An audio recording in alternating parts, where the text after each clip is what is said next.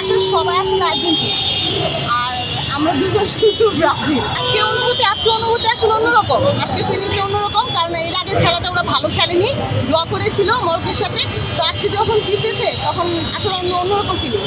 তোমরা যখন ফাউল করে গোল করো সেটা হ্যাট্রিক হয়ে যায়, আর আমরা যখন 3 গোল করি তখন আমাদের ছোট দল হয়ে যায়।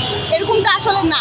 আর 7 আপ যে তোমরা বলো 7 আপ তোমরা দিয়েছো, তোমরা তো দাও নাই, দিয়েছে হলো অন্য দল। তো তোমরা কেন বাপের নিয়ে এত ইয়া করো? বাপকে নিয়ে আমার বাসার সবাই আসলে আর্জেন্টিনা আর আমরা দুজন শুধু ব্রাজিল। আমরা দুজন আসলে যখন ওই যে ব্রাজিল ওই যে draw হয়েছিল, তখন আমরা খুব দলে শুরু হয়েছি, বাইরে হয়েছি অনেক করে, আর ঘরের মধ্যেও যে 5 বারের বিশ্ব চ্যাম্পিয়ন তারা ফিফা র্যাঙ্কিং এ কম হলেও এবার 6 নম্বরে আছে, এখন পাঁচে।